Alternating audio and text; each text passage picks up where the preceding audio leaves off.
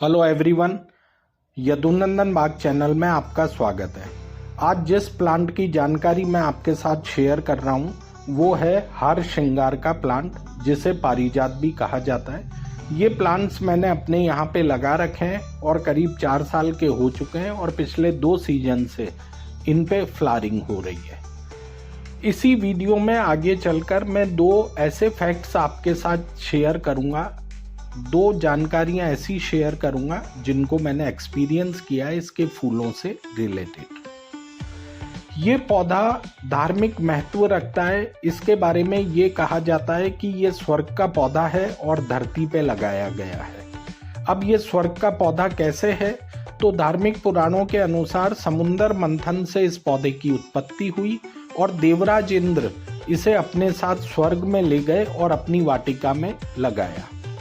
अब इसके बारे में कहा जाता है कि ये स्वर्ग का पौधा है। अब ये धरती पे कैसे आया, कौन लाया, तो कई तरह की धार्मिक मान्यताएं और कथाएं हैं। उन सभी कथाओं के अंदर एक चीज कॉमन है, वो ये है कि श्री कृष्ण के थ्रू या श्री कृष्ण इस पौधे को स्वर्ग से धरती पे मंगवाने वाले हैं।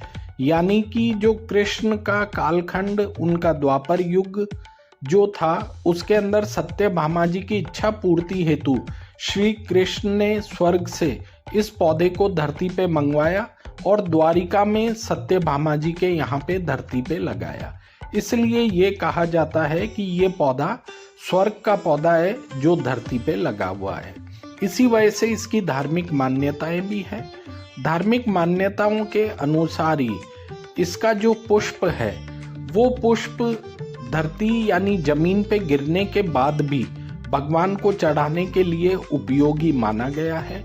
बाकी आपने देखा होगा जितने भी पुष्प हैं वो सीधे डाली से तोड़कर ही भगवान को अर्पित करने के उपयोग में लिए जाते हैं। अगर वो बाकी के पुष्प जमीन पे गिर जाते हैं तो जमीन से उठा के और भगवान को अर्पण करने के लिए उपयोग में नहीं लाए जाते हैं। इसी तरह से इसका आयुर्वेदिक औषधीय के रूप में भी प्रयोग किया जाता है।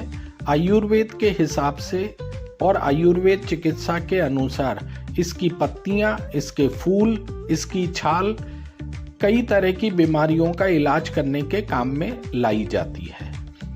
इसकी पत्तियों का और फूल का काढ़ा साइटिका, गठिया, बुखार जैसे डेंगू या मलेरिया से रिलेटेड जो चिकित्सा की जाती है या इलाज किया जाता है उसके अंदर इस काढ़े का प्रयोग किया जाता है।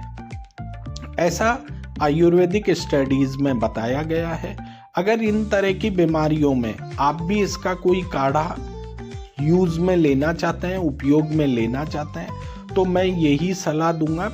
हाँ, ये औषधीय पौधा है और जानकारी के अनुसार, स्टडी के अनुसार आपने भी सुना होगा, पढ़ा होगा और देखा होगा कि ये इसका काढ़ा कई तरह की बीमारियों के इलाज में काम में लिया जाता है।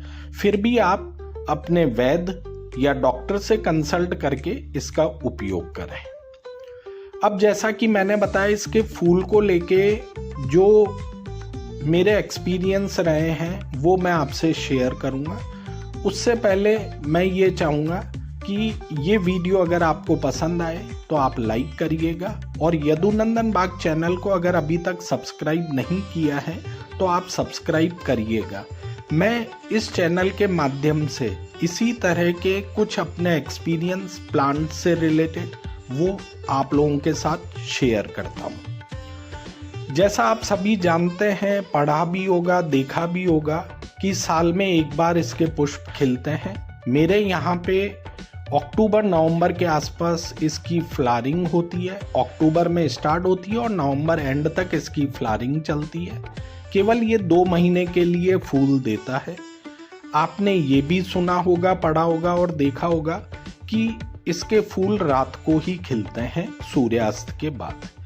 अब मैं जो जानकारी आपके साथ शेयर करने जा रहा हूँ वो मैंने नोटिस किया है कि सूर्यास्त से 1 घंटे बाद इसके फूल खिलते हैं। मैंने कई बार नोटिस किया।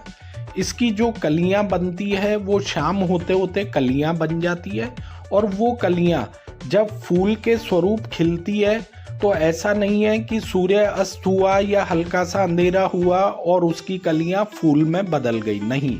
मैंने जो नोटिस किया है, मैंने एक्सपीरियंस किया है, वो मैं आज आपको बताने जा रहा हूँ। इसके फूल सूर्य अस्त से 1 घंटे बाद जितनी भी कलियां हैं वो सारा फूल स्वरूप खिल उठती है। पूरी रात इसके फूल खिले रहते हैं, बड़ी ही अच्छी सुगंध महकती है, पूरा वातावरण सुगंधमय हो जाता है। और जो इसके जितने भी फूल रात को खिले हैं, सुबह सूर्य उदय होने से पहले यानी सनराइज से पहले जो हल्का सा उजाला होता है, उस उजाले के अंदर अंदर सारे फूल गिर जाते हैं, झड़ जाते हैं, धरती पे गिर जाते हैं या इसी पौधे के पत्तों पे गिर जाते हैं, यानी डाली से वो सारे फूल झड़ जाते हैं। ये मैंने देखा है। दूसरा, इसके फूल नीचे गिरे हुए भी खिले रहते हैं। आप भी देख रहे होंगे जो जमीन पे गिरे हुए हैं या इसके पौधे के पत्तों पे जो फूल आपको नजर आ रहे होंगे, वो सारे फूल खिले हुए नजर आते हैं, खिले हुए महसूस होते हैं।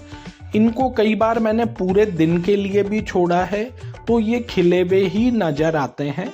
करीब 1 दिन, दूसरे दिन ये मुरझाते हुए दिखते हैं। पर अगर मैं सुबह के टाइम भी इनके गिरने के बाद जैसे ही इनको उठाता हूँ या उठाने की कोशिश करते हैं, तो एक तो इन फूल के अंदर हल्का सा ऑयल होता है, वो आपको महसूस होता है। और जैसे ही आपने इनके फूलों को छुआ, उठाया, ये मुरझा जाते हैं।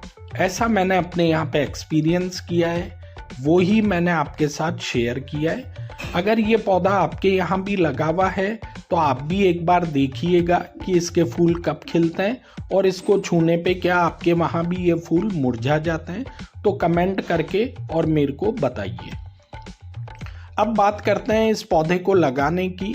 तो ये वास्तु के हिसाब से भी अच्छा माना गया है। इस पौधे को लगाने से पॉजिटिव एनर्जी आपके घर में रहती है।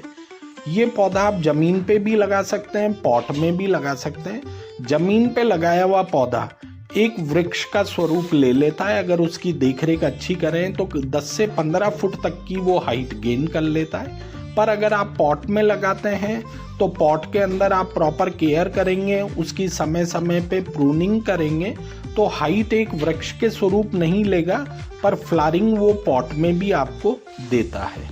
तो अगर आप भी इस पौधे को लगाना चाहते हैं, आप लगा सकते हैं। साल में एक बार इसकी खुशबू, इसकी सुंदरता का एहसास कर सकते हैं।